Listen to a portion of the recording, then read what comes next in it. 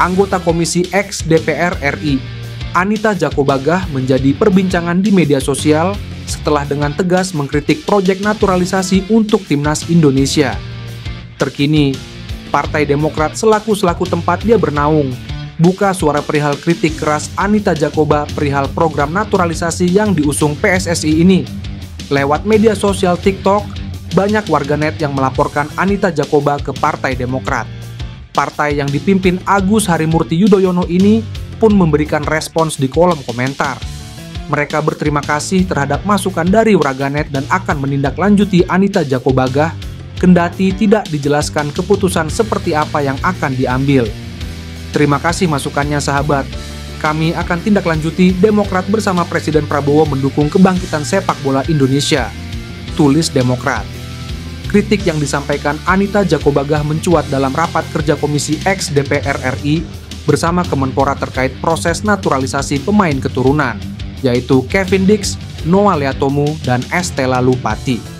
Dalam pertemuan itu, Anita menegaskan ketidaksetujuannya dengan proyek naturalisasi yang terus dilakukan PSSI.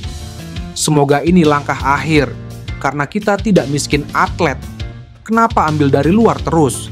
Kami dari NTT, daerah tertinggal tapi gudang atlet. Kita punya atlet banyak di Indonesia, ujar Anita.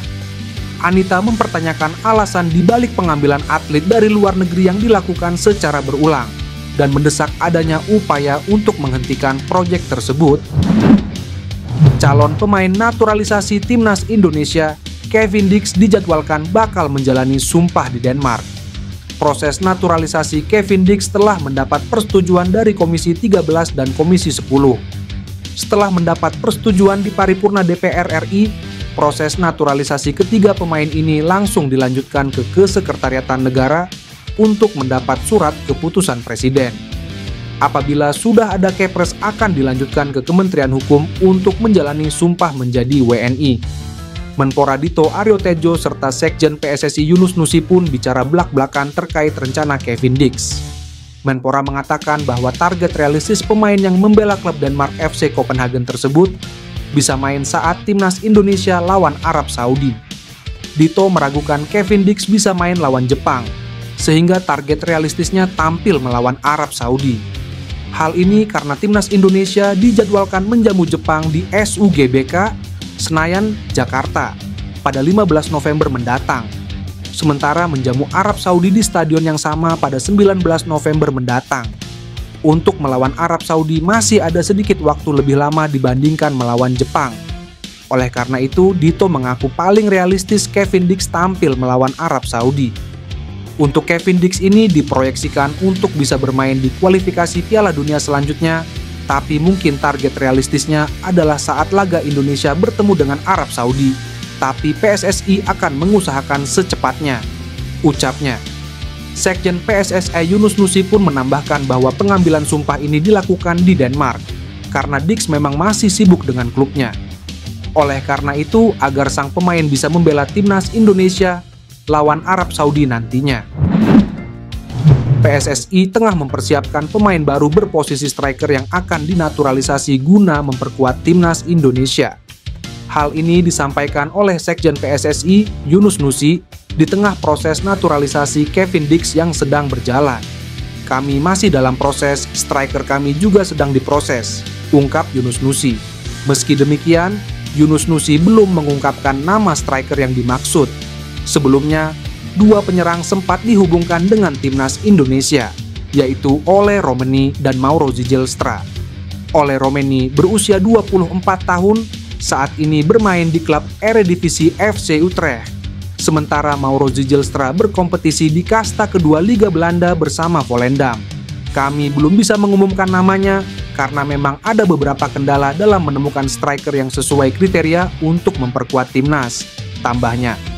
Yunus juga menjelaskan bahwa Ketua Umum PSSI, Erick Thohir, telah menerima sejumlah rekomendasi nama yang dipertimbangkan. Erick akan kembali memimpin proses seleksi pemain yang akan dinaturalisasi untuk Timnas Indonesia. Penjaga gawang andalan Timnas Indonesia, Maarten Paes, membagikan momen perjalanannya menuju Indonesia untuk bisa memperkuat skuad Garuda menghadapi dua laga penting melawan Jepang dan Arab Saudi. Paes mengunggah penerbangannya menuju Indonesia melalui akun Instagram pribadinya. Kehadiran Paes menjadi keuntungan besar bagi timnas Indonesia di bawah asuhan Shin Tae-yong. Indonesia dijadwalkan menghadapi Jepang pada 15 November 2024, disusul laga melawan Arab Saudi 4 hari kemudian, tepatnya pada 19 November 2024. Keduanya merupakan laga krusial dalam babak lanjutan kualifikasi Piala Dunia 2026. Paes bisa tiba lebih awal ke Indonesia karena FC Dallas, klub yang dibelanya di MLS, telah menyelesaikan musim kompetisi lebih cepat. FC Dallas hanya mampu finish di posisi ke-11 di klasemen wilayah barat MLS, gagal lolos ke babak playoffs final series MLS. Dengan kembalinya Marten Paes, ia menjadi pemain abroad pertama di timnas Indonesia, yang tiba lebih awal untuk mempersiapkan diri menghadapi dua laga penting tersebut.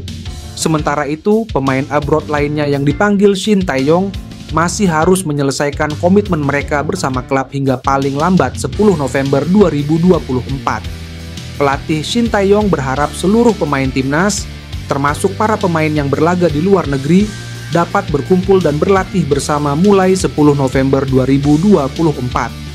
Hal ini penting untuk mempersiapkan tim menghadapi tantangan besar dari dua negara kuat, Jepang dan Arab Saudi, demi menjaga peluang lolos ke Piala Dunia 2026. Kehadiran Paes tentu memberikan suntikan moral dan kualitas tambahan bagi lini pertahanan timnas Indonesia, yang diharapkan bisa tampil solid di dua laga ini. Timnas Indonesia akan menjamu Arab Saudi di matchday ke-6 Grup C kualifikasi Piala Dunia 2026 zona Asia yang berlangsung di SUGBK, Selasa 19 November 2024. Kabar baik bagi Shin Tae-yong, jelang melawan Arab Saudi dirinya bakal mendapatkan amunisi baru. Amunisi baru yang dimaksud adalah pemain FC Copenhagen, Kevin Dix. Pesepak bola 28 tahun itu sudah disetujui dalam rapat paripurna DPR RI pada Selasa. Menurut Sekjen PSSI Yuus Nusi, Kevin Dix akan menjalani sumpah WNI. Kevin Dix secepatnya ambil sumpah, kata Yunus Nusi. Beredar kabar Kevin Dix akan mengambil sumpah WNI di Denmark pada Kamis, 7 November 2024. Kevin Dix ditargetkan membela timnas Indonesia saat menghadapi Arab Saudi. Lantas, akan bermain di posisi apakah Kevin Dix bersama timnas Indonesia? Bersama FC Copenhagen, Kevin Dix biasa bermain sebagai bek tengah. Hebatnya meski bermain sebagai bek tengah, Kevin Dix masuk kategori produktif. Dari 23 laga bersama FC Copenhagen musim ini, ex-pemain Feyenoord Rotterdam ini mengemas 7 gol dan 2 assist. Ketimbang 27 nama lain yang dipanggil Shin Tae-yong untuk laga timnas Indonesia versus Jepang dan Arab Saudi, Kevin Dix merupakan personel skuad Garuda yang paling banyak mencetak gol musim ini. Miliano Jonathans yang selalu disebut menjadi naturalisasi timnas Indonesia. Saat ini dia telah mengaku bahwa sudah menjalin komunikasi baik dengan pelatih timnas Indonesia, Shin Tae-yong. Miliano Jonathans ini dapat masuk naturalisasi karena dia sendiri memiliki garis keturunan dari Depok, Jawa Barat. Dengan begitu, Miliano ini sangat diyakini bahwa dia merupakan marah dari 1/12 marga Belanda di Depok. Miliano Jonathans sendiri tengah bertanding bersama Vitesse Arnhem di Eerste Divisie 2024/2025 atau kasta kedua Liga Belanda yang sudah mencetak gol sebanyak 6 kali. Miliano Jonathans telah ditanyakan apakah pernah dihubungi oleh Shin Tae-yong. Dengan santainya dia menjawab, "Iya, kami masih berkomunikasi," jawabnya. Miliano ini juga pernah dipromosikan ke tim utama sejak tahun 2022. Akan tetapi karena usianya yang masih muda, dia lebih turun di Liga Belanda U21. Miliano juga sudah berpengalaman bermain di Eredivisie dan mempunyai 19 cap saat di Vitesse Arnhem waktu berkompetisi di divisi teratas Liga Belanda.